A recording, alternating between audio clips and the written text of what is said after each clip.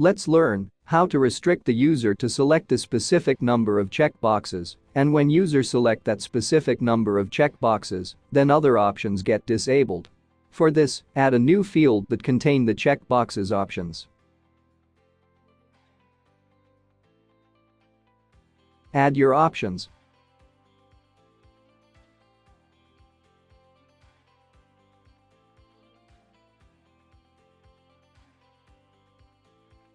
Go to its Advanced tab and give it a unique ID.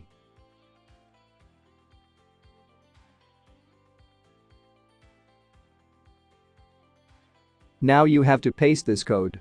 I have provided a link in the description from where you will get this code.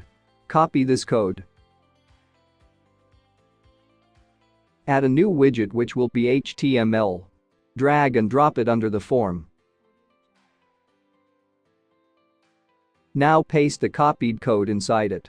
Here, paste your unique ID of your checkbox tab like this.